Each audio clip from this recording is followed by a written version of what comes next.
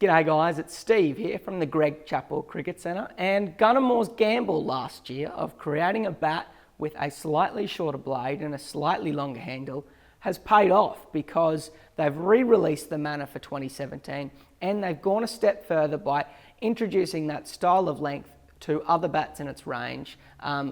Very same length in the Gunnermore Neon and even shorter in the Gunnermore Kaha. So getting to the big thing about this bat, its slightly shorter blade means they can pack more hitting power into the blade. As opposed to the Neon, which aims for a really full profile, the Mana has a slightly scalloped profile to save a bit of weight, but it's got a higher peak. So it's for guys who really want to strike it out of the middle and maybe aren't as aggressive as the kind of people who'd go straight towards the Neon.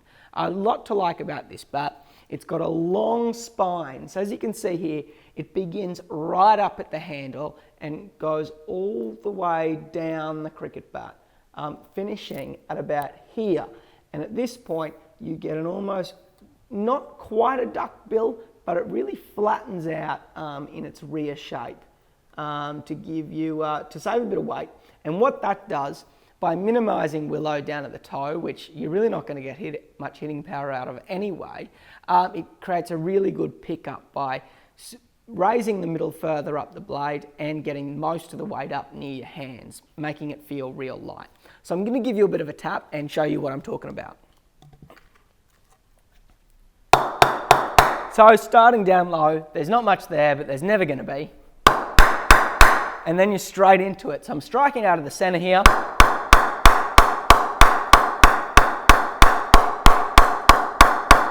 Travelling from mid to high and mid along the blade, and there's a lot to like. I'm really getting some good ping out of this 909 model. Now the interesting thing about this bat is that while it's slightly scalloped, it's got a pretty serious edge on it. And that edge allows quite a bit of forgiveness when you combine it with Gunnermore's f4.5 face, which is a strike between the flat face style of the Maestro and a full 7mm curved face, so 4.5mm curved, or cambered rather. Also, what I really like about this bat is its handle. So it's got what feels like a round handle, but it's slightly ovaled. There's not much in there, but it's a good balance. So Gunnermore have done a great job with the new Mana. Really like the new colourway with the black and bright orange. Taps really well. And keep in mind, all Gunnermore bats are going to be an ounce heavier this year.